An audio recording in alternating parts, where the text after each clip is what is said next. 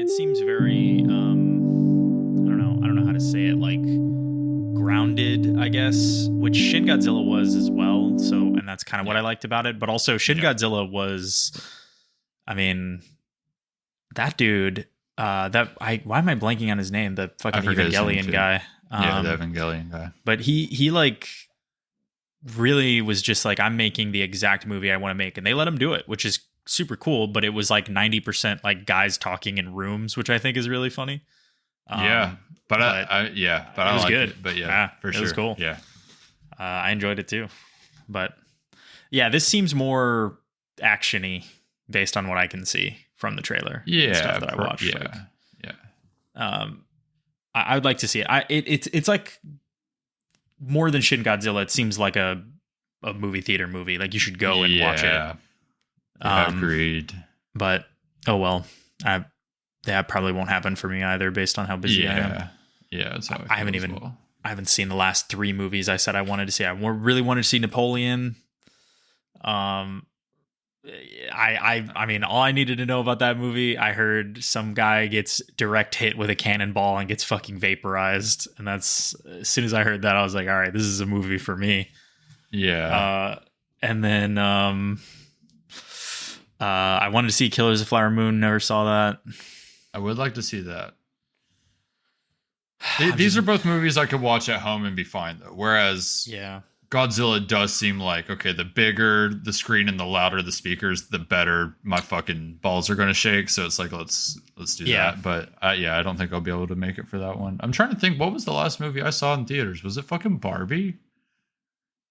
I think it was. Yeah. Mine was for sure Oppenheimer. I think that's probably one of the only theater movies I've seen this year. Yeah. But, I watched Indiana Jones the other day. That was all right. It was all right. It was not at all great. No, that's not. But that's not what it's for. It was a solid. Yeah, it was a solid. Okay. I remember thinking like, this is almost something. Yeah, it's like. Every step of the way, it's like, man, there's like a few notches that we could have cranked and things we could have done where that movie in another universe is maybe like actually pretty good, but they tried. Well, I mean, I think if there's one way in which I agree with all of the people who whine and cry that movies used to be better, overall, I think there's fucking tons of good movies coming out all the time, especially indie stuff these days. But sure. Like, the regular generic blockbuster that we have today, kind of like there was no formula. It didn't really exist back then when like Indiana Jones movies were coming out, like in the 70s and 80s. It wasn't like there wasn't like a formula that everybody just picked, topics from and like made a movie. So while I think like there's like a wider, I guess, breadth of quality these days, or like the standard average like baseline of quality is higher these days, there is something missing. Like you watch the Indiana Jones movie, it's a really cool idea.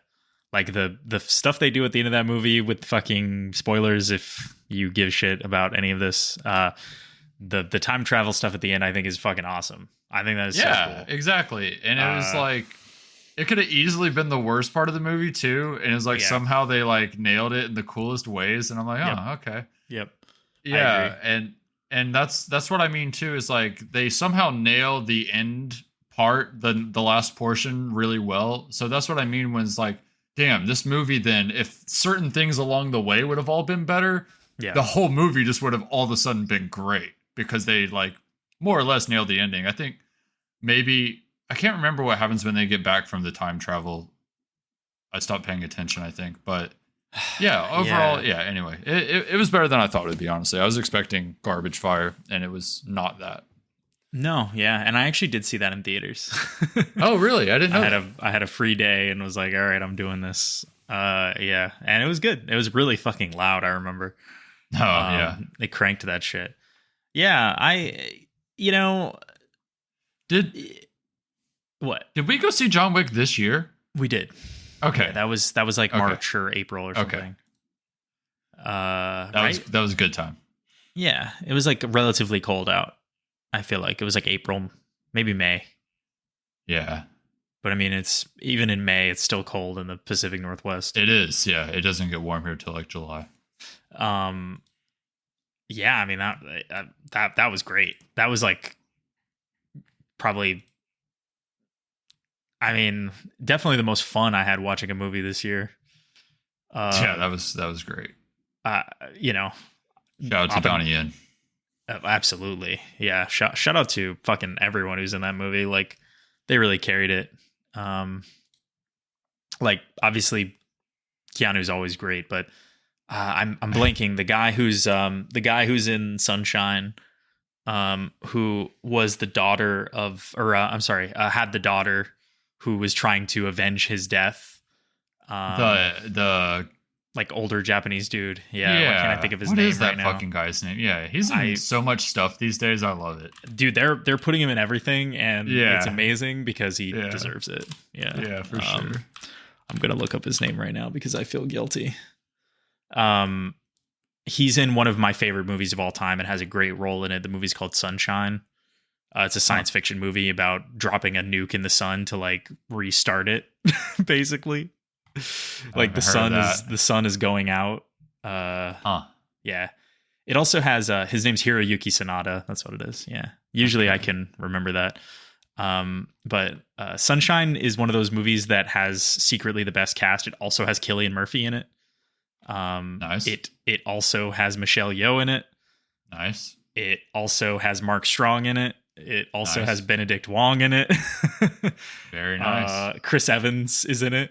There's like a funny, it's right before Captain America. It was like 2006 or something. Okay, but it's like one of those Snowpiercer type casts. Totally, exactly. But I think the movie is a lot better than Snowpiercer. But interesting. There's like a funny quote out there that Chris Evans has where he's like, if more people saw the cool shit I do, like Sunshine, then my career would be very different right now. Like, I wonder,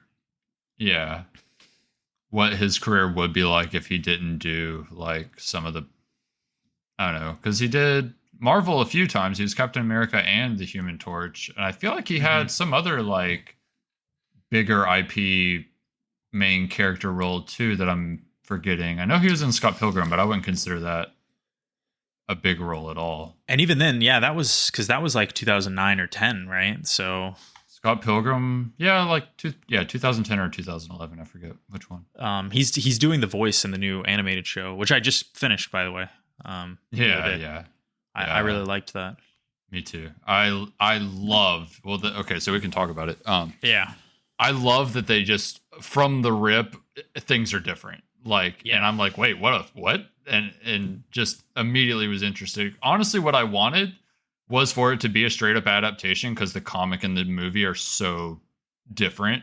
By the end of it, that I really wanted to see like a true adaptation of the comic. But I think ultimately, by the time it's all said and done, playing with your expectations the whole way through, and like all the just like meta jokes they make on the comic or the movie, like them going to a movie set of like homeboys making a movie as if Scott won, and then the director is Edgar Wrong, and all of that is so fucking good. And just Ramona really kind of being the main character was also really cool because I don't know, it just was.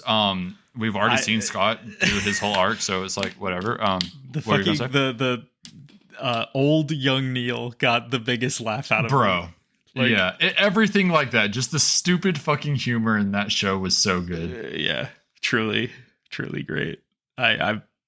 It's a shame that like people focus on like the stuff that they want to complain about for that show, like how it is different and how, they like there's like this whole thing out there about how it's like, oh, now Ramona's like, the focus of the show and it's all fucking, I don't know, just I think people can't handle having their like things that they like recontextualized or like viewed in a, kind of through a different lens, right? Like I think it's the coolest shit ever. I love shit like that especially when it's like through the marketing and stuff, that was not an obvious thing they were going to do.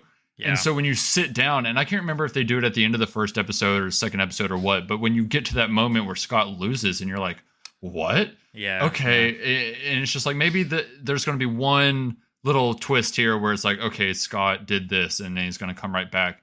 And then Homeboy goes and fights Gideon and beats him. And you're like, what the literal fuck is going to happen then? And it's just all different. And that's it. That's the whole thing. It's really good. And I like all of the characters get way more screen time. Like, there's so much time with them. Yeah. Dude, Lucas Lee is the best. Like, so good. Actually the best. Which one of them turns gay with Wallace? Is it the vegan or Lucas Lee? Or the both? Vegan. Yeah. Okay. Yeah. All right. That was Todd. So good. Yeah. That was so good. Absolutely amazing. And the Lucas Lee Gideon friendship episode where they're just like hanging out in the house, like watching anime, building skate ramps.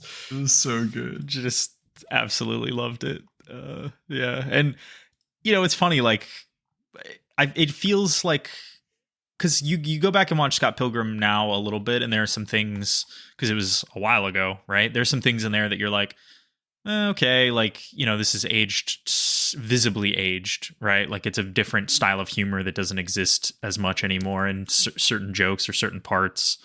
And it feels like they took all the things that you could criticize about that and like kind of modernized it a little bit, made it a little bit more contemporary. Yeah. Which I think was the same case for the graphic novel when the movie was coming out too. Like there are things in the graphic novel that you're like, okay, this is like, it was the 90s, things were different. Like it's a little bit, whatever. So the movie feels distinct from the graphic novel as well. It feels like they just keep each decade, they just keep kind of reinventing what those characters are a little bit. But keeping their core identity the same. Like they're all the same people, but like in this, the Scott acknowledging that he's kind of like a shitty person overall, or has like tendencies, like old Scott who's from the movie is obviously like very, just kind of weird and toxic and controlling, right? Like, and they're willing to play with that a little bit more. Whereas like in the movie, understandably, like he's the main character, so they kind of are more sympathetic to him and his weird choices.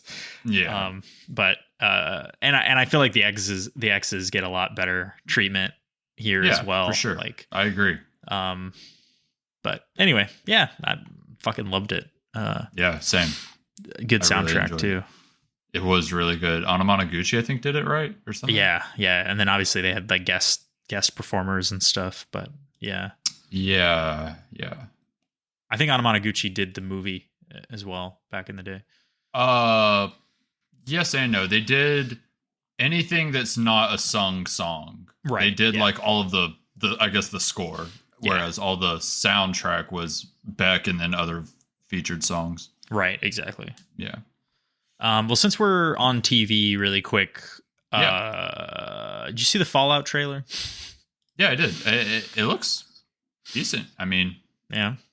And I think Amazon has like a mixed bag of quality for their live action stuff. It's sometimes really hits and sometimes it's just super cheesy and kind of lame, like CW style. So it's just like, this looks like it's going to be one of the more quality ones. Honestly, it does. The amount of practical stuff it seems like they're going to do and the quality of it seems awesome. I love that fucking dude that's in the Tarantino movies.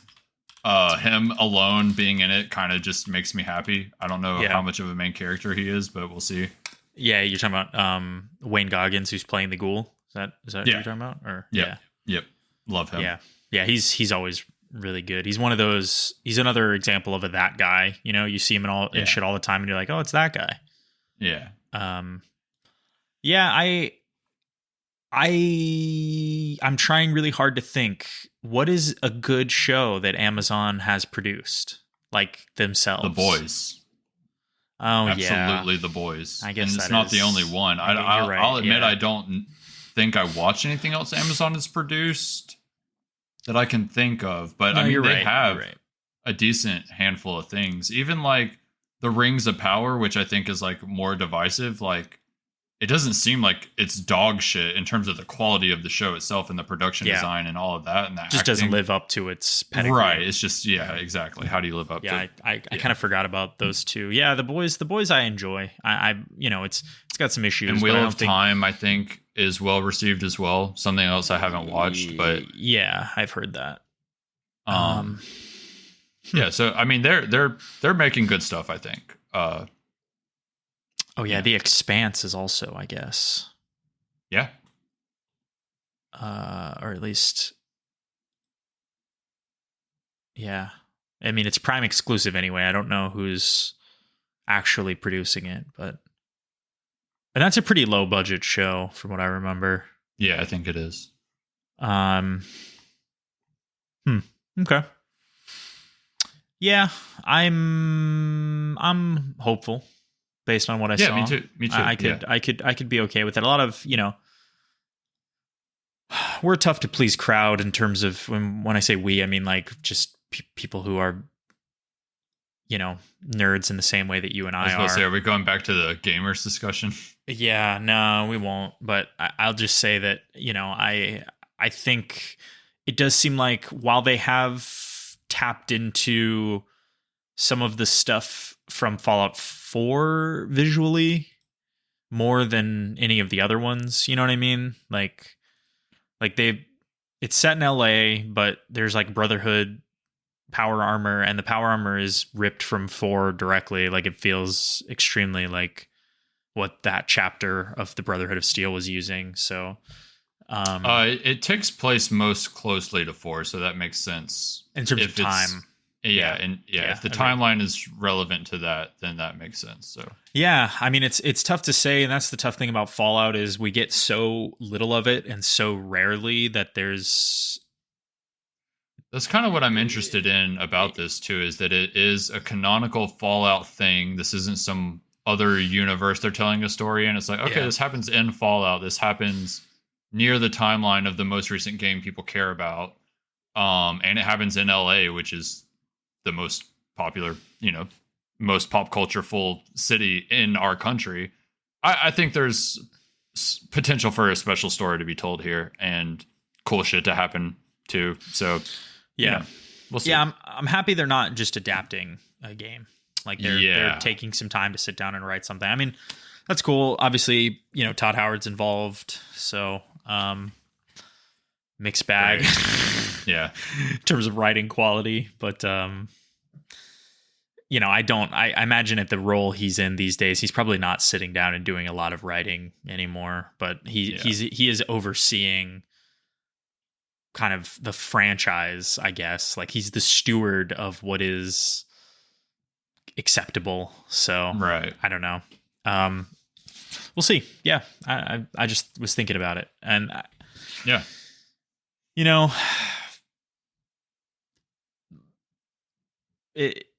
the worst it could be is like the Halo show where everybody immediately forgets about it.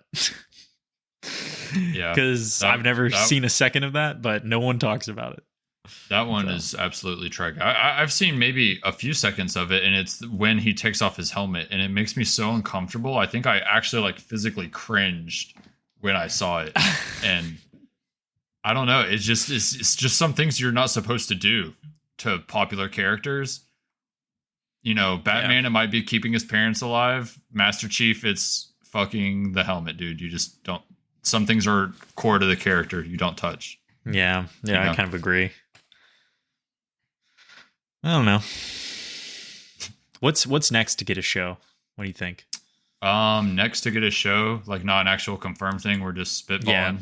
Yeah. Just throw a property out there. All right, give me a second. Elden Ring.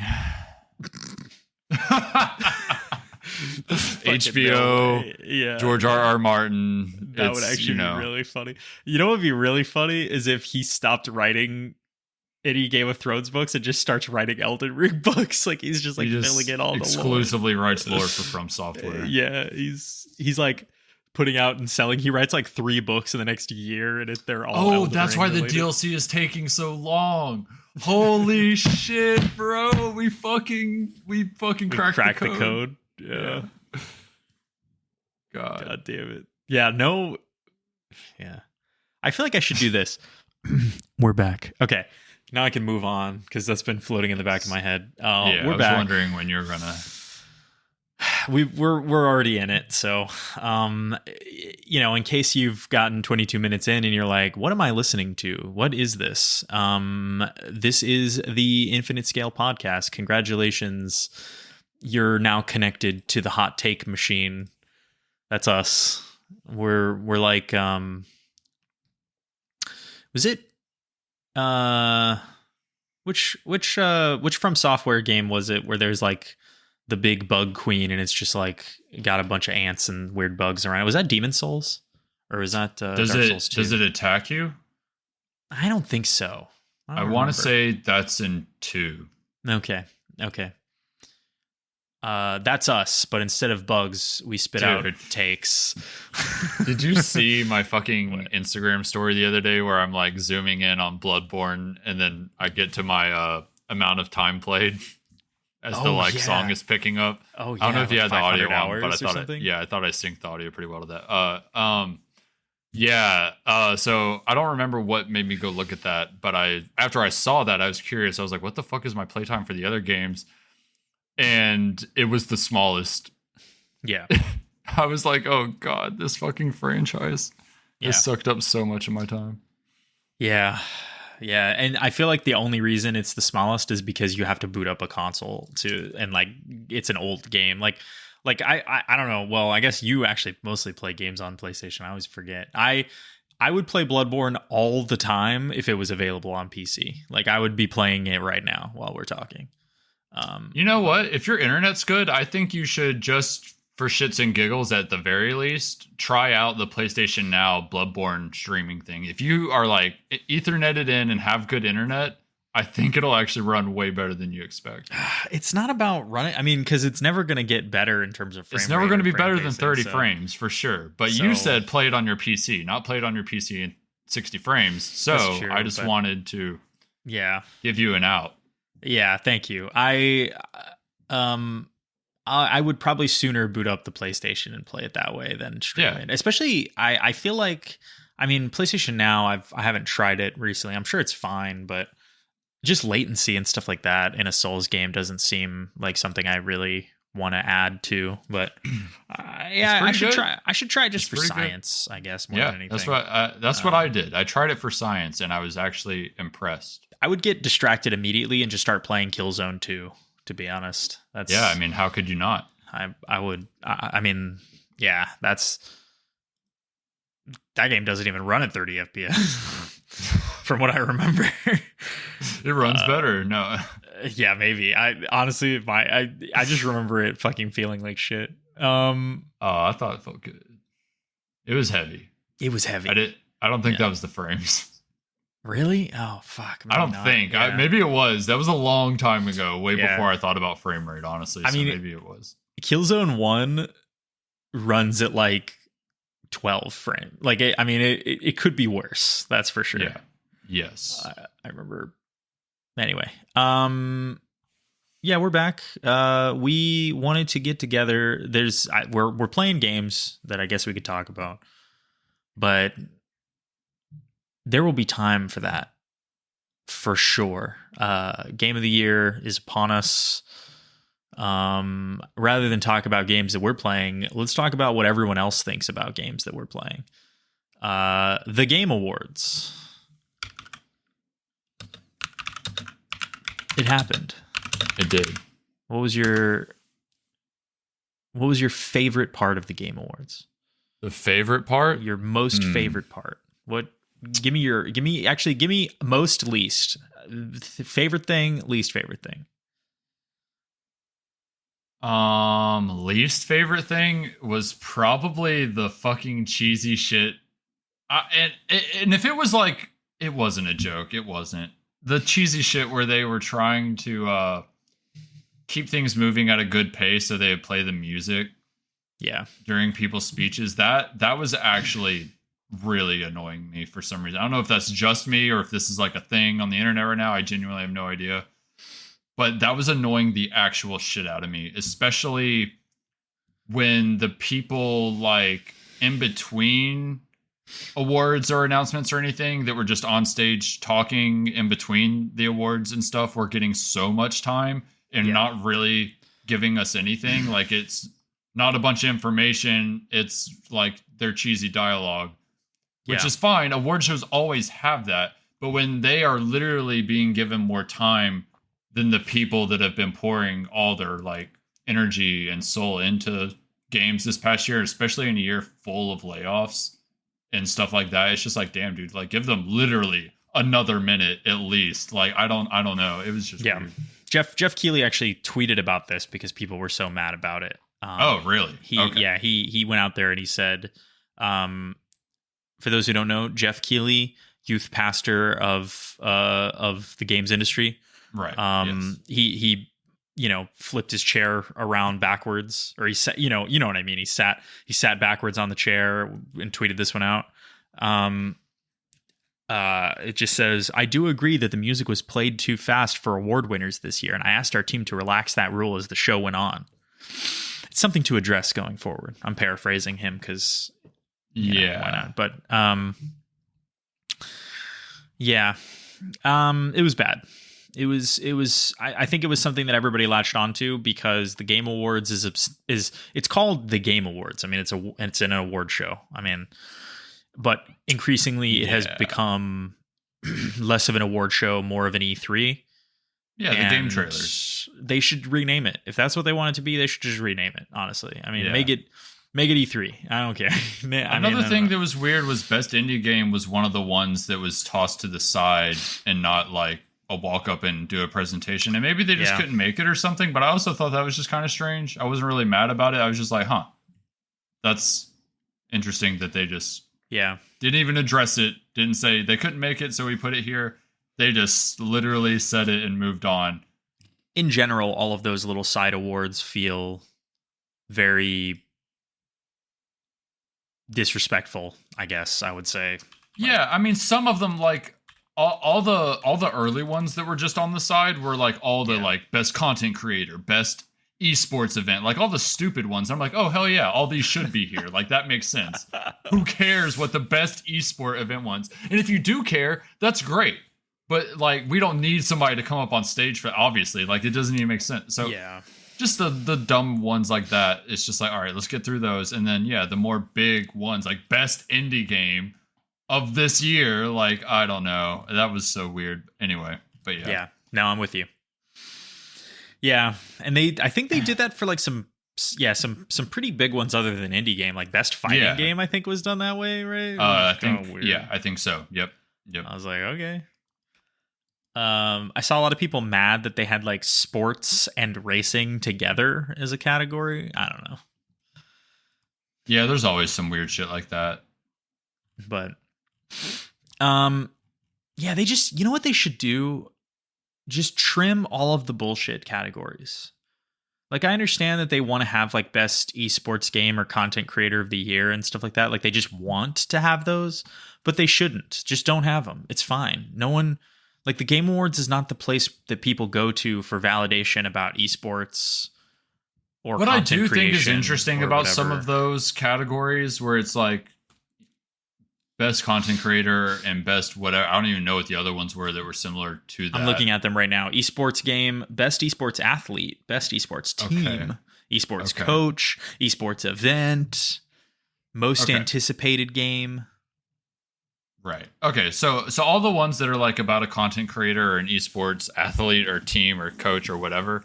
Yeah. What I do think is interesting about those is most of the time I have not heard of those people. Yeah.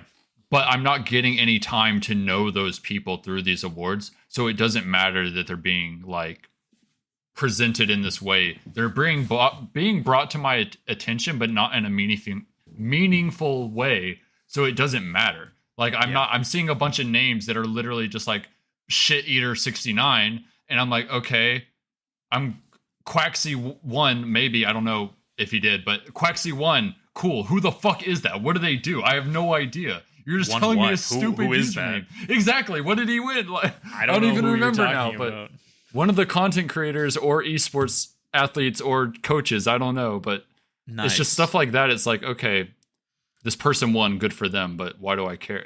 Like, I don't know. I like the idea of people getting promoted and like to other, to us gamers that aren't familiar with them. But when I don't know what they do, it's like, who cares? I think Quaxley could be. I think a VTuber won best content creator.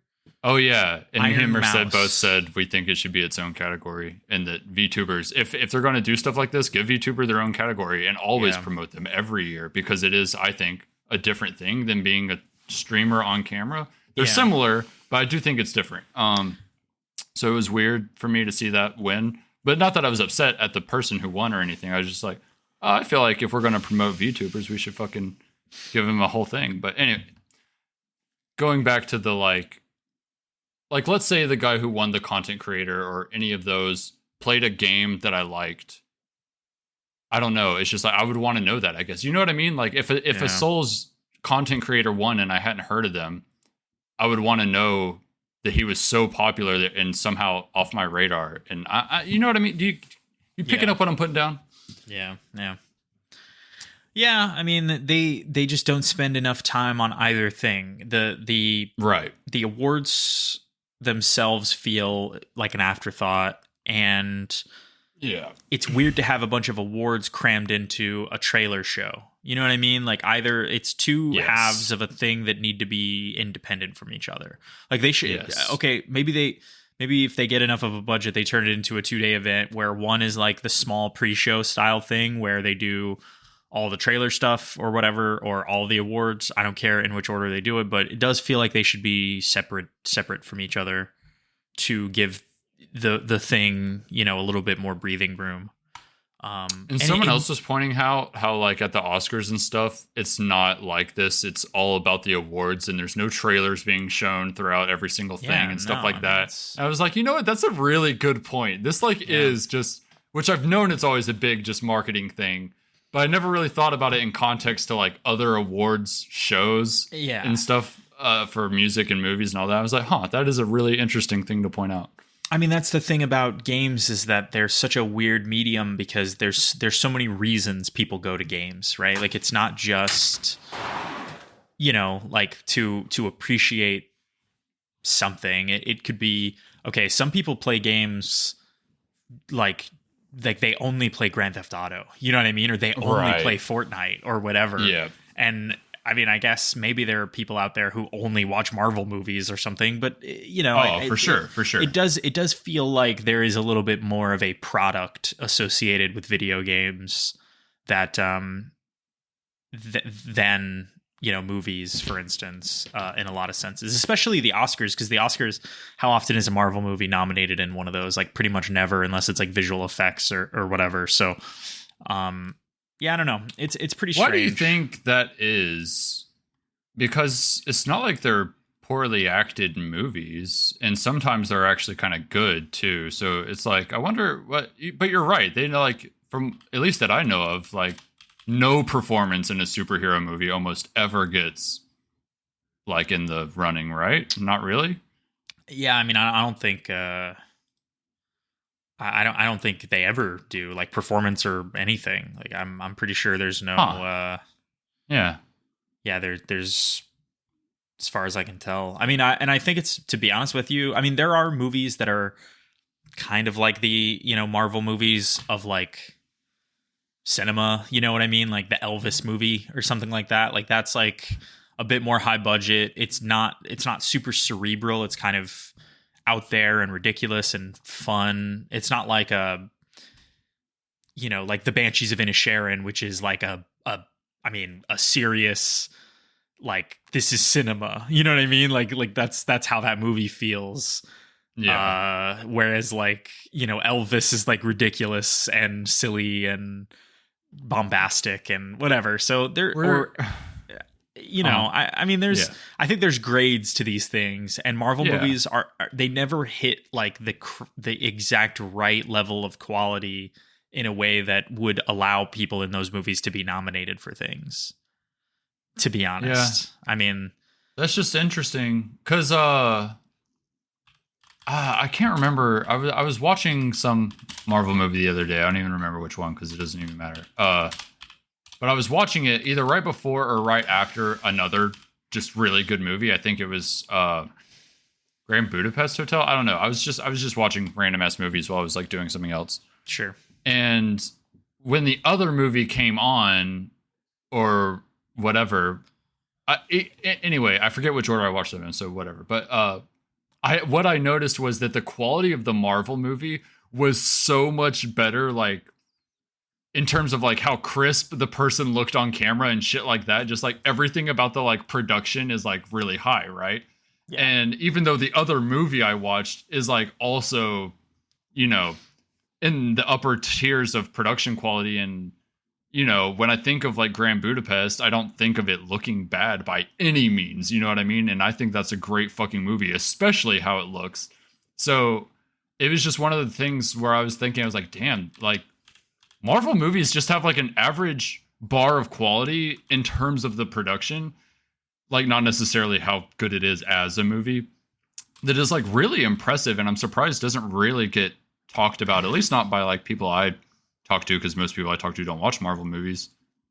But yeah, I don't know. It was just something interesting I noticed like the other day, and unrelated to the Oscars part, but yeah, they're well-made movies. It looks like the Grand Budapest. It looks like the Grand Budapest was shot on film, which is certainly oh, that'll definitely matter. That makes sense too. That's certainly a major distinction between the two, because a Marvel movie will not be shot on film. But no, that will absolutely matter. But I mean, yeah, I do think, like, okay, I'm looking at, there's actually a Wikipedia article for this exact thing. List of accolades received by Marvel Cinematic Universe films. They are all visual effects, sound editing, makeup and hairstyling, costume design, original score, things like that. They're all, and that's super fair, because those things are undeniably like top of the bar most of the time. Like the visual effects design, the sound design, the scores of those movies. I mean, you know, give or take what you like or don't like about superhero shit, but yeah, all of that stuff is very well made. So that's valid.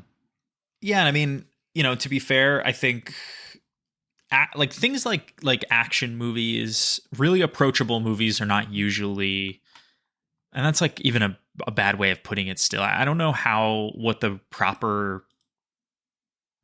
I don't know what would be like, without being mean, would be the way to say what is or isn't award worthy. But there's something, you know, just distinctly different about the experience watching, you know, something that affects you versus like a movie that you just kind of enjoy, right? Like, I mean, even John Wick, which is a fucking incredible movie, is not an Oscar movie. Do you know what I mean? It's not cinema. Sure. It's a movie, right? I mean, it's a damn good movie. You know, so there's just a kind of a different category of thing. With video games, that doesn't really exist, I feel like. Do you know what I mean? Like the games that I think it does. I think there's no reality where Avatar gets nominated for best game next year. You know what I mean? Well, that's just because it's not that good. Well, but if it was, is what I'm saying. But like, no, because here's what I'm saying. Spider-Man 2 was in Game of the Year. And I think that's fucking stupid. I don't know who did that. I mean, yeah, but that's just what I'm saying. I played and beat that game. And I absolutely don't think it belongs there. Yeah, but I guess that's what I mean, is like, clearly there is a disconnect. Because like in Game of the Year, it's the most popular games across the board, right? And that is the distinct difference for Game Awards, especially as it is kind of just a popularity contest. I don't know how the Oscars works at all, but I mean, Game Awards, they are very transparent about it. It is just all the outlets voting. So, I mean, whereas the other Game Awards outlets kind of do things differently, but I don't know. Yeah, I guess I don't know. I've always thought that the Game Awards Game of the Year thing is usually more or less what I expect, and there is usually sometimes a thing I'm just like, what is that doing here? And for me this year, I think that was Spider-Man. I can't remember all the other nominees. Here, I'll read them for you. Game of the Year nominees: Alan Wake 2, Baldur's Gate 3, Marvel Spider-Man 2, Resident Evil 4. Which it's weird that I thought that thing was officially called Resident Evil 4 Remake. Is it just called Resident Evil 4? Because that's all it says. I guess I'm not sure. Yeah, I don't like that. I'm not sure. Super Mario Bros. Wonder and The Legend of Zelda Tears of the Kingdom. I take it back. Super Mario Bros. Wonder absolutely does not need to be there. Like, that game was very fun, but Spider-Man 2 is actually a really fucking incredible video game with really good writing, insane sound design, absolutely top of the line vision. Like, everything about it is like S tier. Yeah. I just don't think in a year like this it deserves to even be in the fucking discussion for Game of the Year. That's all, really. But yeah. Mario absolutely is like an A tier game. It is not even in the S tier, in my opinion. That's crazy. I take it back. Let me see. I mean, the Oscars also has a lot of problems, but like, well, obviously, something. I feel like everything we just kind of touched on a little bit is like, I do think some popcorn, like roller coaster fucking action flicks can be deserved. Yeah, like, and performances, I mean, in this case alone is like, some people really fucking kill it, regardless if the movie is a fucking popcorn action flick. Like, there are some awesome performances in those kinds of movies. No, and they did include a couple in this running. They put Avatar, the new Avatar, The Way of Water, in Best Picture last year. Also, Top Gun Maverick was in there. So there's a couple of them in there. But I mean, Top Gun Maverick is just an incredible film. It's a great movie. Yeah, it's a great movie. That's impressive filmmaking right there. I mean, Everything Everywhere All at Once won, which is, I guess, kind of the equivalent of Baldur's Gate winning. That's interesting. In terms of coming out of nowhere. Or is that similar to like if Alan Wake 2 would have won Game of the Year? Even though he had the funding of Epic, ignoring that part. Yeah, I mean, I feel like The Banshees of Inisherin was nominated for Best Picture. That's kind of like the Alan Wake 2 of... Okay, that's fair. You know what I mean? That's fair. Like, yeah, okay. But there's... I mean, yeah, but I get what you're saying. I get what you're saying. Yeah, no. I think... Yeah, there's a weirdness to Everything Everywhere that is also present in Baldur's Gate, like, in the sense that, like, they're both a little bit silly and whimsical, and anyway, I have no idea what we're even really talking about anymore. We're just here, baby. We're just going, we're just fucking going for it. I mean, it's just funny. I can never decide if video games want to be taken seriously or not, because we just need to decide as like, you know what I mean? Because like the Game Awards, we hold it up as like our thing at the end of the year. I'm not saying we, like you and I, put that much stock into it. Like, it's not like we, this affects how we feel about video games. More just like, we're such a different medium, but we try to pretend that this is our Oscars. And I don't even really think they're comparable or it makes sense. You know what I mean? Like, there's just... Yeah, I agree. Yeah. I think we just need to kind of... I don't know, man. Like, I hate that Jeff Keighley is our guy, I guess is what I'm saying.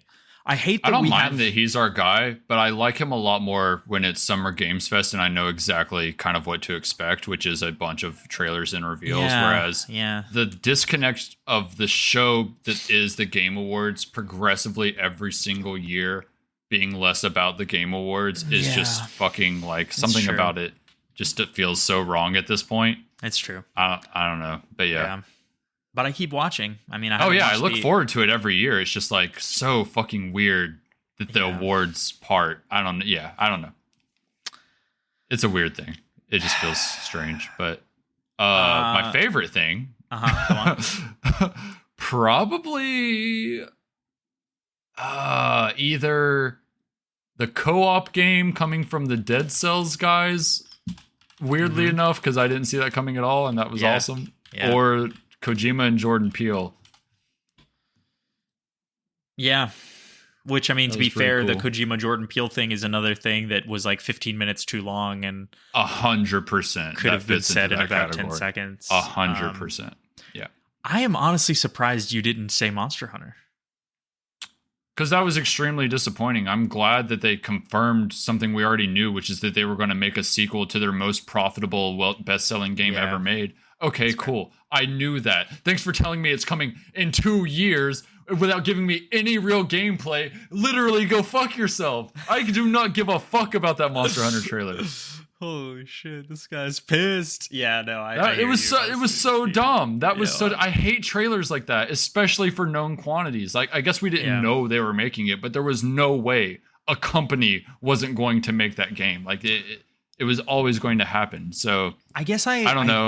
I did like the few little things that my cat just the feeder went off and he just fucking sprinted past me to go get to it. I do really like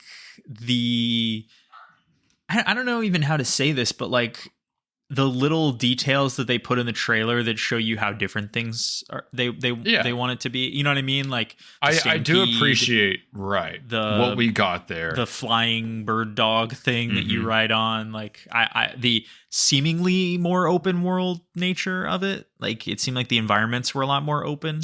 I think the vibe this time more like will be that you don't go kind of like Wild Hearts, I guess. Exactly. Is what I'm imagining. That's what I was trying to say. Yeah. That's what I'm thinking it'll be, which is great. I should back up a little bit. I just am mad that the trailer was what it was after we've waited this long, and it's like I would have rather have kept waiting and the trailer had been more substantial.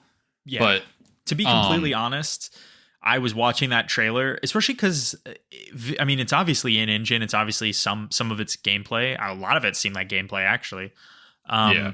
And I was really surprised to see the 2025 date. Like, I was watching the trailer. I was like, all right, this is going to be like mid to late 24 was my feeling. And, you know, who knows? This could be a January, February. It is absolutely going to be a January release. I think that is them giving themselves enough time because they know they could put it out next year and it'd probably be fine. But they're like, well, if we just release it at the very beginning of the next year, like they did Monster Hunter World, that was a January release as well. It was, then, I think that's mostly what it was. And then, I don't know. The trailer gave us a lot. Honestly, considering how small it was, they really do, like you were saying, show you like, here's kind of, you know, they I don't know how to explain it, but they show you how different, I guess, like you said, it could be. I don't know. I wanted more. I would have liked a hype ass fucking monster and, you know, some actual gameplay to like really get me excited, but it's fine. Yeah. I'll get over it. It's okay. Yeah. For a reveal trailer, I mean, that they could have done that trailer at E3 and it probably would have been more well received, I guess, by us, right? I mean, closer to release, you know, by a little bit. Yeah, that would have been fucking cool. But anyway. And I mean, maybe I'm wrong, but I feel like the Monster Hunter World reveal trailer was so fucking insanely good. Maybe that's just my memory playing a trick on me. Maybe it was just also kind of a mid teaser. Yeah. But I remember thinking like, whoa, this is like insane that they're like doing these things. Like this is a fucking new Monster Hunter. Yeah, I remember being really hyped. I think part of it was just the scale of that game was so much grander than anything that they had done. And you could feel it like in the marketing. Like they were like really it looked so much better than all the other games. It really felt like, oh shit, they're putting their whole ass into this. Yeah, I mean, I kind of agree, but only just by nature of it caught my attention. I wasn't even like, I had played Monster Hunter games my whole life, like off and on. Right. Yeah. But I am not a Monster Hunter fan, and Monster Hunter World, I was like hyped. Like I was like, hell yeah, this is going to be so sick. And I proceeded to not play it. So good for me. But, I will play this. I think Wild Hearts has actually reconverted me back into a Monster Hunter person. Yeah. Like the act of playing that game. I think that was the thing I was always missing, was just Wild Hearts made it a lot, even though that game was broken, it made it a lot easier to co-op than past Monster Hunter games. Even Monster Hunter World. The co-op system they used was so fucking antiquated. Because like you couldn't do story missions and stuff together. That's couldn't do the those. big issue. Yeah, it's just like, what are you guys fucking doing? Like, I'm not gonna progress by myself in this fucking story that I don't even care about just to get to the part where I can actually hunt with my friends. Like, come on. Yeah, I mean, just fucking give people what they want. Yeah, but all right, I'm looking forward to it. Me too. Yeah. Yeah. The Kojima thing was cool. It got a big laugh out of me when, fucking Jordan Peele showed up. Cause like they were on stage, like talking, and then all of a sudden you hear the door creak again. And I recognized the door immediately as the PT door as well. Oh yeah. So I was like, kind of thinking maybe they were going to bring Norman Reedus out, but they didn't. It's cool. I don't know if Greg Miller like knew something or if he literally just like won the lottery in terms of random fucking crazy guesses in terms of the reveals that were going to happen. But on a kind of funny thing, the day before, they were all doing like, what's your crazy prediction for the reveals? And he's like, I think Kojima's going to announce a horror game that he's working on with Jordan Peele. And I was like, okay. That's weirdly specific. But yeah. So when the door starts to open again, I go, watch, it's going to be Jordan Peele. And then it was, and I'm like, literally go fuck yourself, Greg. Like, what? Yeah. What? I mean, yeah, who knows? Maybe he had knowledge or he was just. I feel like he had to, right? There's no way you could just predict that. I mean, like, they don't hang out on fucking social media, do they? Well, I've definitely seen something about them engaging to like on some level, but okay, maybe there's the one thing that we did already know is that he was working on a horror game. That is for sure. Yeah, right. He's said that multiple times before, so that in and of itself is not a unique thing. I guess I could see how one could arrive to this conclusion. It's just funny that he would get it exactly like that because I mean, if anything, it would have been more reasonable to be like, he's going to do another thing with Guillermo del Toro, or something like that. Yeah, 100%. Yeah. But anyway, I mean, that's cool. Hey, I don't know what form this is going to take. I guess it's an Xbox exclusive. Hope it's good. I don't know. But I also did not finish Death Stranding, so. Yeah, me either. My favorite thing was this is actually just gonna sound insane. You're probably not even gonna think that this is right, but my favorite thing was actually the Blade trailer. That was so fucking hype. Was so fucking hype. I really thought, I was like, I have no idea what's happening here. Like it didn't seem like a Blade thing at all or related. It didn't until the very end of it, and then I'm like, is this literally a weird fucking Blade ripoff? And then Blade goes across the screen, like the text, and I'm like, okay, literally what? Like, what the fuck? Totally, I'm so in. Totally crazy. I'm just imagining it'll be Dishonored, but Blade, right? Like, I hope so. I mean, I'm more Dishonored, less Deathloop, and I'll be happy. Yeah, honestly, like, amen, brother, amen. When this fucking shit happened, Merced goes, oh shit, I'm immediately hyped. And I'm like, I mean, I'm cautiously optimistic. And then Merced goes, oh, they had one bad game. And I'm like, 2, sir. Deathloop sucked. And he's like, no, it didn't. And I'm like, yes, it did. I stand by this. I mean, I wouldn't say sucked, but I didn't like it. I didn't finish it. Let's put it that way. It's not a good video game. I stand by it. Objective truth. Yeah, fair. That's fair. As we all know that you can be relied upon to give an unbiased truth. Yes. I'm so glad we agree. That's why I put you on this show, man. You got to keep me evened out, I'm all over the place. I'm the subjectivity king, brother. Yeah.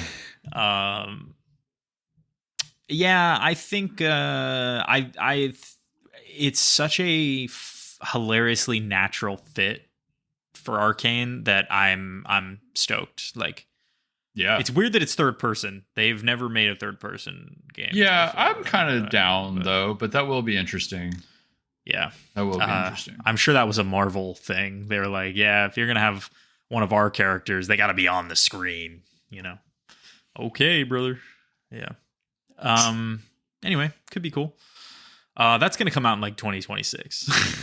Yeah, it'll probably never come out. Yeah. My least favorite thing, and this is gonna sound really sad, but I really, really hated the gameplay that they showed for Rise of the Ronin. A game that I was kind of hyped for. Was that the Team Ninja game, or is that something else? Yeah.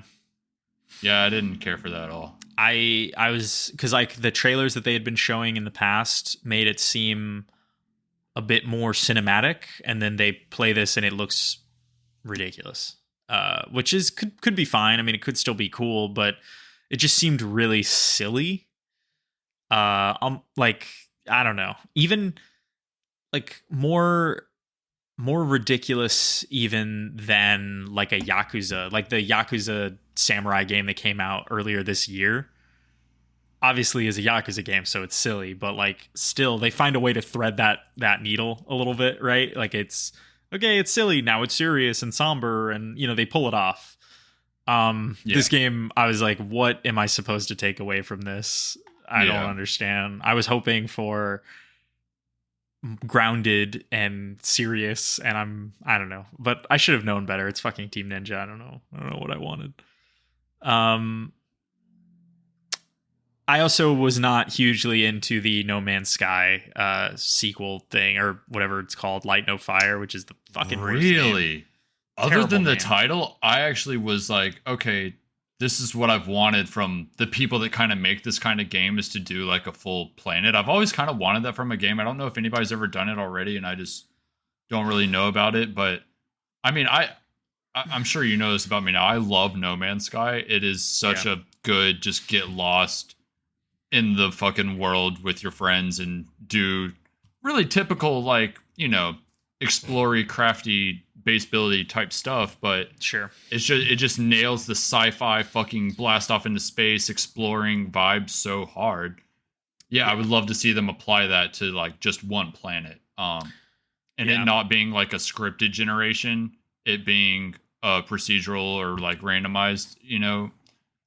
Again, I think is going to be cool. Like I have really nothing against them in particular, and I like No Man's Sky well enough. I think for a survival crafting game, it's one of the better ones, one of the ones I can tolerate. But there's just something about the aesthetic of this game and like the loop of it just seemed really strange. Maybe it could be good. I mean, I don't know. I mean, you know what it reminded me of this, and I don't know if this is insane or not, but I thought of Sea of Thieves. Fuck. Yeah, Valheim as well, actually. It made me think of Valheim. I was like, this looks like a way higher quality Valheim. Well, I mean, if you think about it, though, like, Valheim isn't an MMO. It's just like you and like however many friends you have, right? I mean, that's it. That was the same for this, I thought. Is that the same for this? Well, yeah, that's what I thought. I thought it was like you build your randomized seed and you go off on the planet. I didn't think it was like... Maybe. Yeah. I'm not sure. I thought it was going to be I don't think it's like No Man's Sky. If that's weird. Yeah. Okay. I mean, I kind of expected like... Or if anything, it'll be exactly like No Man's Sky, where there is a very specific part of the planet where it is people... It pulls in other people. Meeting up, yeah. Yeah, maybe. I mean, it just seemed strange. Like, what do you do? What do you as a player do that necessitates a whole planet? Do you know what I mean? Like, or okay, so let me. I guess same thing, but apply that to the literal entire universe for No Man's Sky, which exactly. And that was the thing, was that when that game came out, they didn't know what they wanted to do. Do you know what I mean? Like, I mean, that's kind of what I'm saying. Is like No Man's Sky has turned into something that's got a decent amount of activities. But that's my point. Is right back at you. They'll just. I hope it starts with more to do, but I would hope they understand. Like, we have to go ahead and put the things that make this feel like it's worth living in and has things going on its own already. I guess and this is a me thing, I acknowledge, more than a game issue, but like, okay, a lot of these games do have kind of a lack, like the lack of direction is kind of the point, but it's also like, there's not, like, imagine, okay, let's do this game and it's the whole planet, but it's Elden Ring and you get to go, there's like all this content that's in there that you go and you fight bosses or you loot and you build a base and you do all that shit, right? Like, to me, that's a game. being able to just sit around and do Minecraft in a planet is like not that interesting to me, I guess, conceptually, I suppose, because is this procedure? I assume it's procedurally generated, if it is, then how do you make the environments that interesting? Because I mean, that's certainly No Man's Sky is not an exploration game. Nothing you find is that interesting. You know what I mean? Like, there's just pieces I don't know missing if I agree with for that, me. but I know what you're trying to say. I guess we'll have to see if they nail it, really, is all it comes down to. But I do love those kinds of games where it is like not necessarily pinning me down to any particular thing, and it's like, okay, now just go get lost and literally do whatever. I think Valheim was one of the best examples of this, I think. And I didn't play what this game honest. reminded me of the most when I was watching. I was like, this seems like a Valheim kind of clone almost. I could see that. I mean, it's cool. I Valheim had like the fear, I guess, of the wider world, like the sense of unknown, the sense of like I'm getting out there and taking a look, and I feel like none of these games ever really quite capture that in the right way. So I'm hoping that this is a good one. But I agree. I hope it does. You know what? I think I'll use Lethal Company as an example, something that we've been playing a lot of. The gameplay loop of that game is extremely samey, and it is going to get old eventually, but there is a way that they could keep expanding, add more planets, increase kind of the variables, the randomness of certain aspects of it, like kind of change that dial up. And there's like an infinitely repeatable, silly little thing you can do with your friends.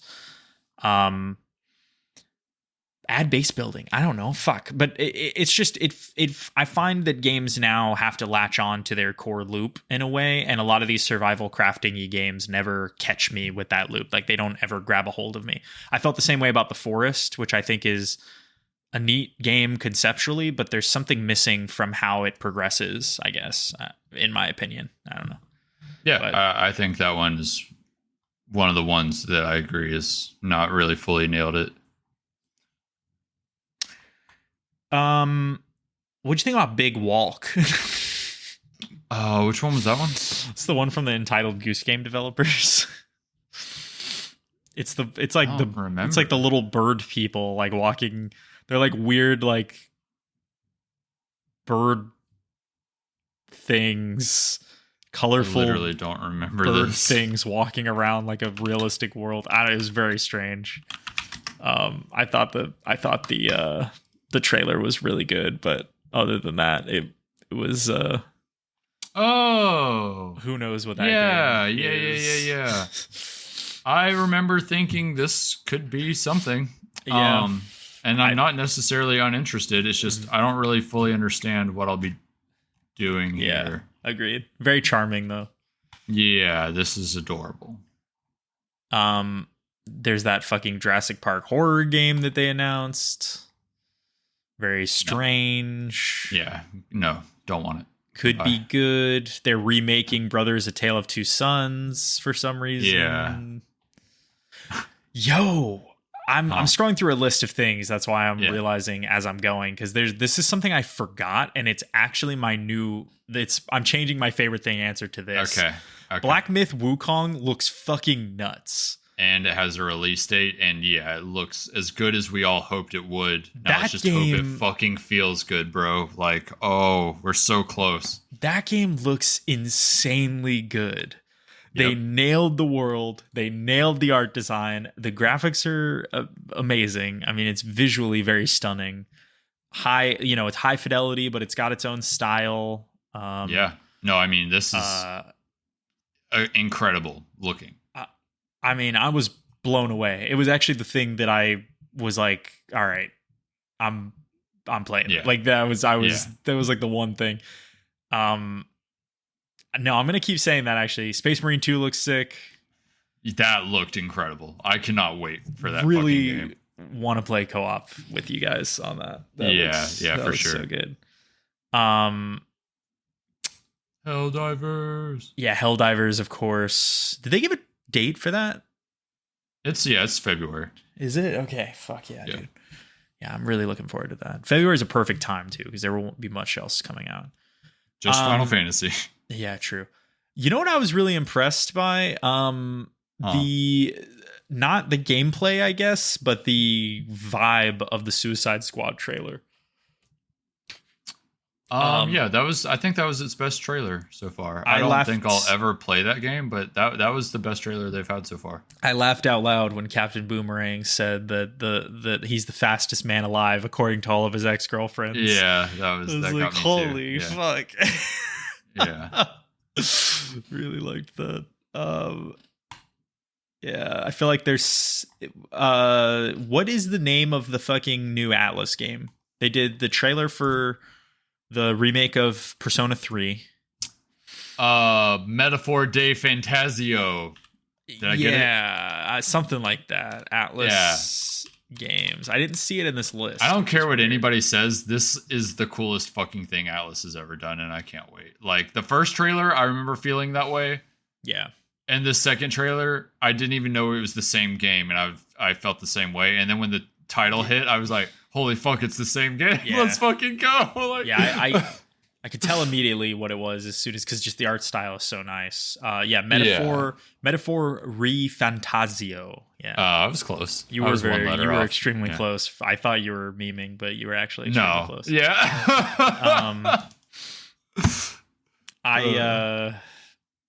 Persona 3 Reloaded looks amazing as well. Like that game looks really so good. Yeah, they clearly put a lot of work into it. I'm excited. Yeah, I was really impressed. I knew it was evolving from like just a menu to you could walk around and stuff, but I had no idea it was going to look so fucking clean. But and also the character designs in Persona 3 are just way better than I thought. Like I've never played that one, so I just didn't know. But me and Merced both said at like the same time, the character designs are way cooler in this one. Yeah, I mean, a lot of people think Persona 3 is the best of the Persona games. So, good to know. We'll get to decide once and for all, because I have played a bit of P3P, but never finished it. I never did finish and it's day one Game Pass, I think. So that you're right. Is always a plus.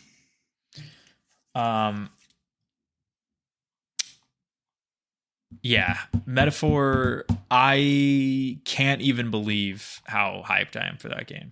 Yeah, I don't even know if there's a release date for it, but I don't know either. Can we just I don't know if you're going in a particular order, but while it's on my mind, can we just talk about 2024 is what it says. Nice. What? Nice. Can we just talk about the Sega moment? Yeah, very strange, but I'm into it. That was so out of nowhere, and that low-key, now that I think I'm going to that was my favorite thing of the whole. Like, because I don't know if you know this, but I like grew up with Sega for a little bit there. Yeah. Like, first thing I ever played was Sonic, and like growing up, I don't know, remember really liking Sega and always being shocked that it went away at some point in terms of like the consoles and stuff. Yeah. As a kid, I did not understand why that happened. And then just like, Nintendo kept thriving and Sega kept fumbling. Yeah. And then here we are where they got a hold of a few good things like Atlas, and are they Yakuza as well? Sega publishes Yakuza, yeah. Okay. Yeah. I don't know if RGG is owned by Sega. It probably is, honestly. But so, they're producing some cool stuff now, but I never would have expected this ever in a million years for them to be like, we're doing all these things and we're going to do this hype-ass compilation reveal trailer. Fucking coolest thing ever. My childhood was cool. Like erect. Like that was so fucking cool. Yeah, I mean, Sega's been hitting it out of the park. I feel like the last few years, like they've just been really good about capitalizing on what's good about their games and what's good about the studios who work for them. So, they're letting RGG do its thing, making all these fucking Yakuza games, which is crazy. Like, and they're like, putting all their stuff on Game Pass too, which is a great way to get your shit out there after launch. And I mean, love to see it. Absolutely. Or on launch, even. They're doing a lot of day one on Game Pass, it seems like. Yeah. Yeah, they are. I was equally into that trailer. Like, I thought it was really... I didn't believe it. I didn't know what I was watching because I was like, surely it's not what I think is happening right now. And then at the end, when it did all the titles and was like, we're making them all, I was like, okay, thank you. Like, what? It was cool. It was really cool. I want to see more. Yeah, for sure. I think they're all relatively small games, right? I mean, how big could a Crazy Taxi game in 2023 be? But who knows? But it is. Let's find cool. out. Absolutely. I will for sure be interested in all that shit. A new Jet Set Radio, which people have been begging for. Yep. Yeah, I'm into it. Yeah, I feel like that's pretty much everything that jumped out to me as interesting. There was some Final Fantasy VII Rebirth stuff, right? Yeah. A little bit of story, and they had the orchestra playing some music from the game. Mm-hmm. But yeah, I don't know. That game's so soon, isn't it? Isn't it like? Yeah, is it February as well? Yeah. Okay. Mm-hmm. On leap year day. Really? Nice. Yeah. It's funny. Does leap year day have a name? Leap day? I guess leap day, right? Okay. I'm not sure. I did not even know this was a leap year. Yes, sir. Wow, you're right. Yeah, Thursday, February 29th. Okay. Nice. Did you notice the Monster Hunter trailer also said PS5 and nothing else? No. So it'll probably be a Sony exclusive for a limited amount of time again. But World wasn't. It was just a console. World was absolutely a PlayStation exclusive. According to Merced, I actually don't know about the Xbox part. Now I'm checking it even harder. Yeah. For all I know, Xbox One didn't even exist. I mean, it wasn't it was not a PC day one launch. I know that. For sure not on PC. Yeah, for sure not. Here we go. Yeah, same day, PS4 and Xbox One, January 26th, 2018. Windows. So I wonder then about 6 months later. Oh, only 6 months? Really? Yeah. That's not too bad. I remember being so grumpy because I bought it on PC and then they did not have ultra wide support. Oh wow! Something just got ultra wide support recently. What was it? Fuck. Oh, I think it was Skyrim. Wait, in case you ever want to play that on ultra wide. Are you serious? I mean, I probably will play Skyrim again one day. Is that true? I'm so serious. Yeah. Huh. It's weird to me when PC games don't, because I feel like it's not that hard to. I mean, to change the resolution. Are you? It's not the. I mean, ignorant. Like actually, like you do not know how fucking much you have to tweak to do that. Mean, usually it's like a fucking .ini file. I mean, I'm not saying they have to change the rendering resolution every time. They just need to change the output resolution.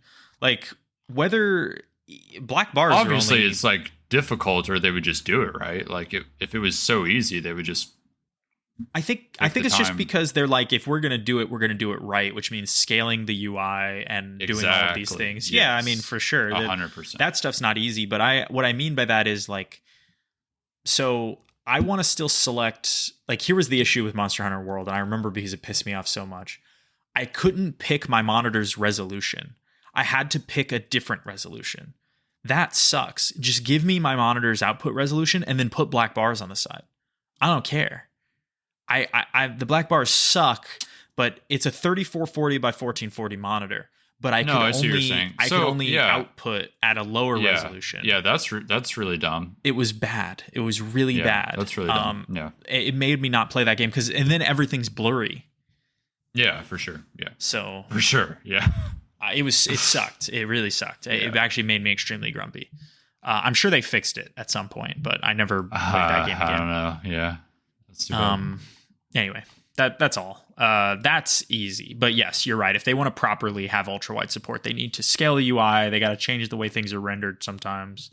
Yeah. FOV adjustments also. I mean, if you're playing ultra wide, you probably want a wider FOV as well. Yeah. Anyway. Okay, before we move on from the Game Awards, one thing I just want to ask: did things award wise pretty much go how you expected? Were you like, yeah, more or less, right? Cyberpunk getting the like ongoing game thing was kind of weird. Mm-hmm. I not only didn't expect that, but didn't think it needed to be there. I remember before they said the winner, but yeah, as they like read off the nominees, I was like, one of these does not belong here, and then it won, and I was like, huh. Okay. Yeah. And now I know why it's here.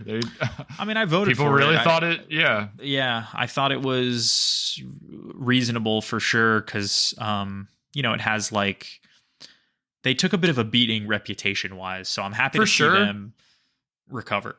My thing is I had a good time at the game on launch, and almost everybody I personally know and talk to also did. It's true. So that's the weird thing for me is like, I didn't have a bad time, and so many people didn't. I know a lot of people did. Yeah. But so many people didn't. The game did technically work very well on launch. Yeah. For some of us.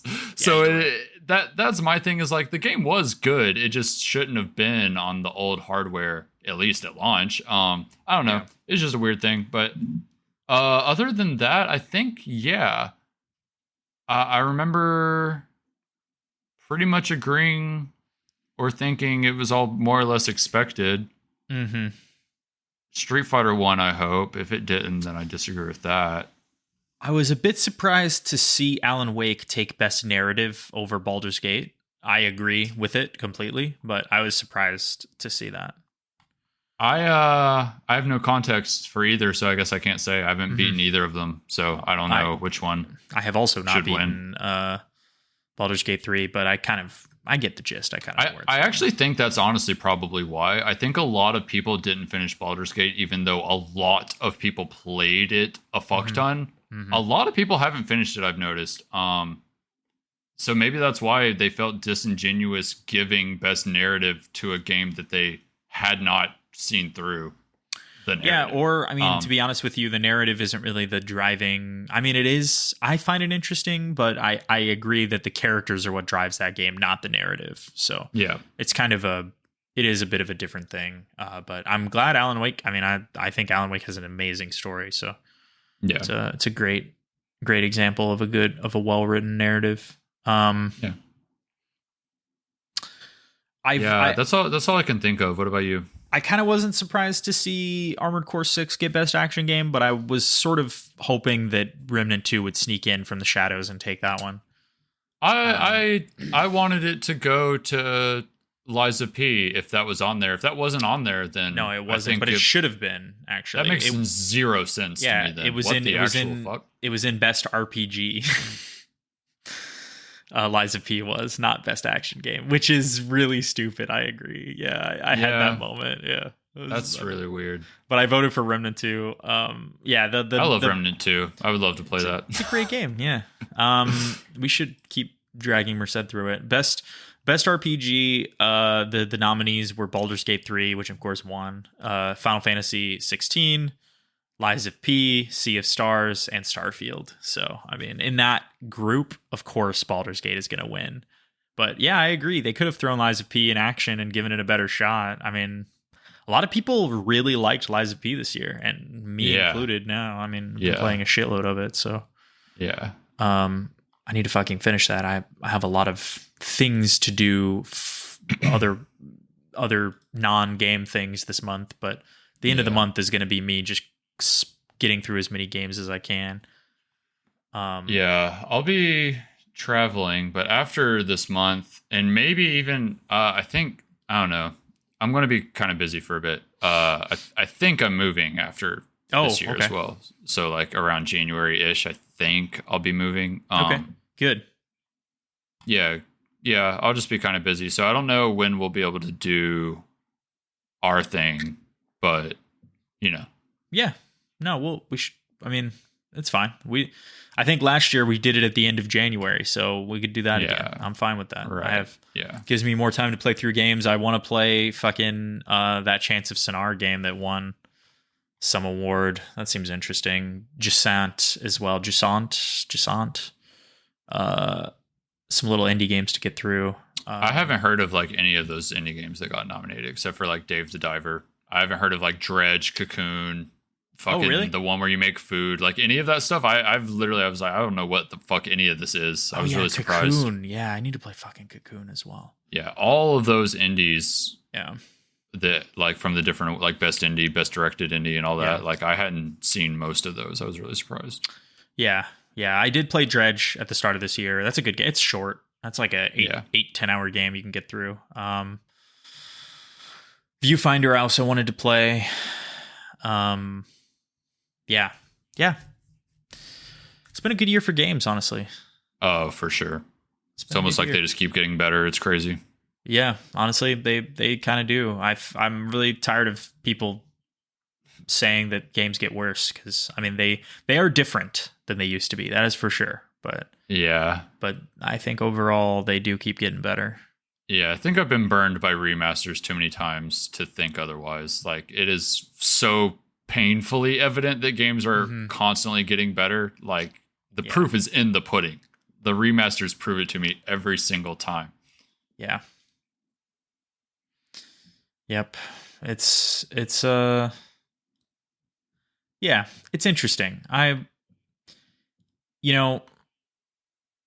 Another game that came out this year, not mentioned at all in awards, which I think is strange, but that System Shock remake came out this year.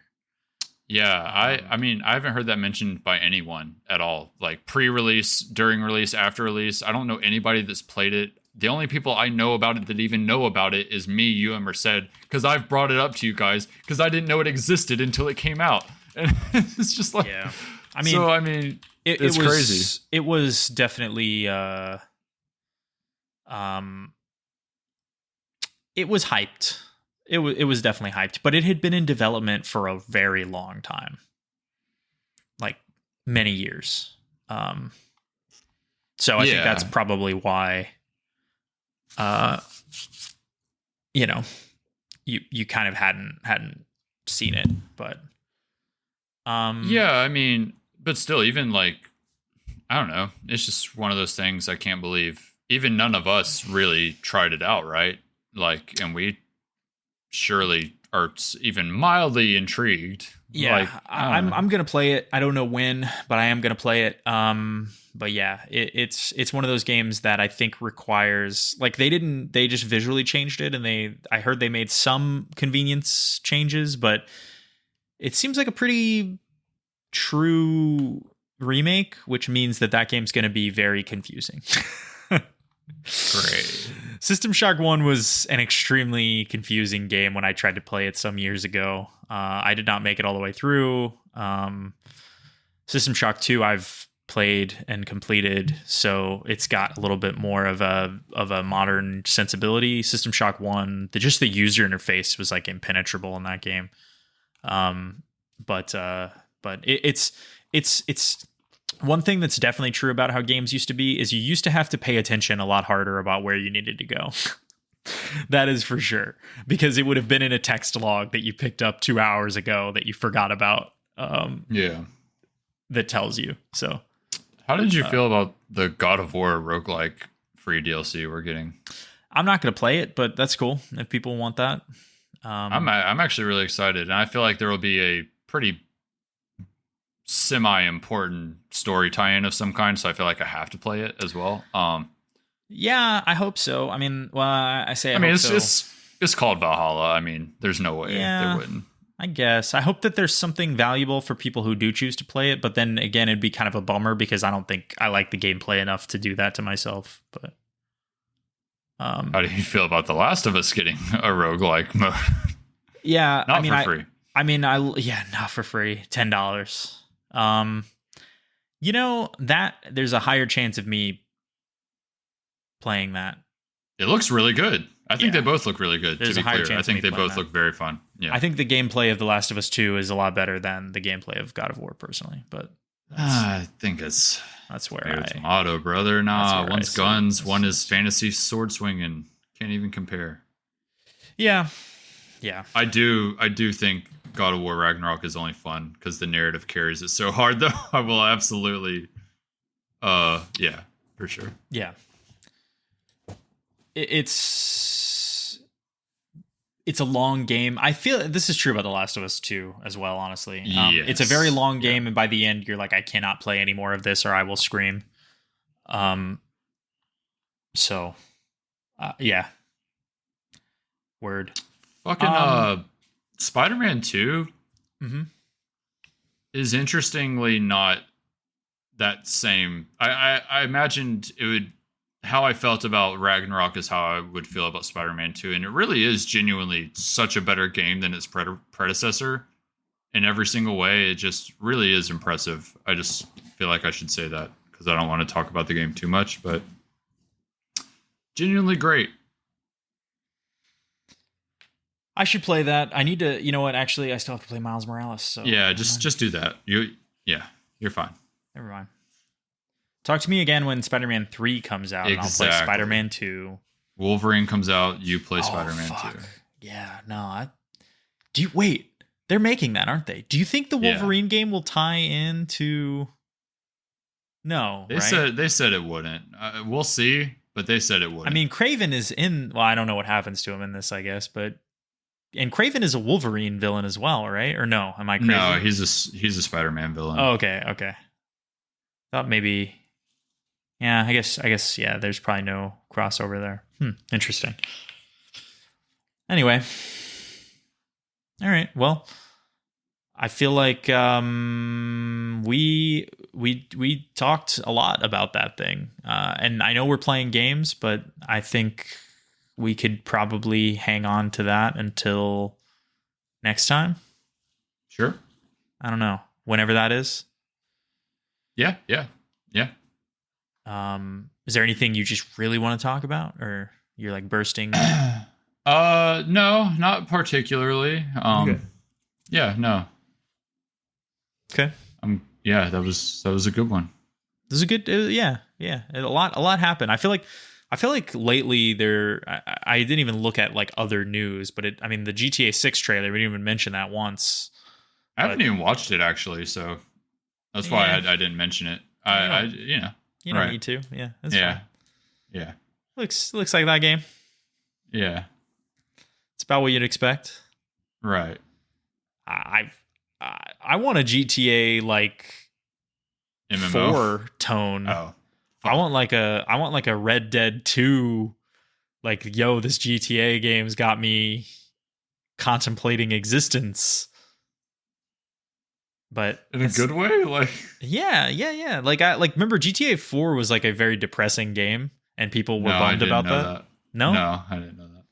Oh yeah. GTA, like San Andreas too. Honestly, like those games were pretty, like, they had funny moments, but they were pretty serious, like, stories. I want that again. I don't want like kooky horrible bullshit. About me. You've never played a Grand Theft Auto game? The only Grand Theft Auto I've played is GTA Online.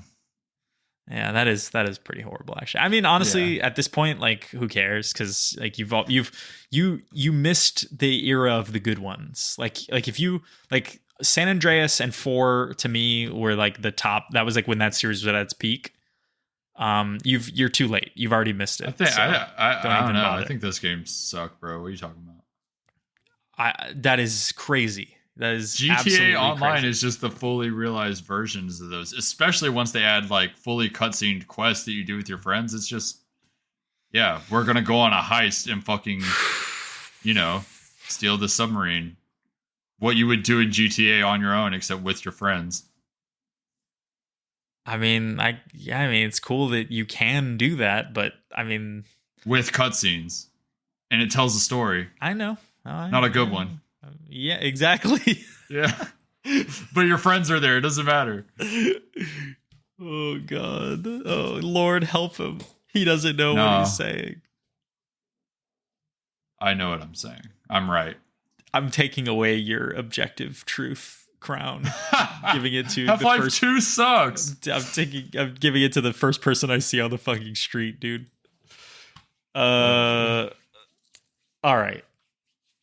Thanks for listening, everybody. Let's get the fuck out of here before Crossley says something else inflammatory. Peace.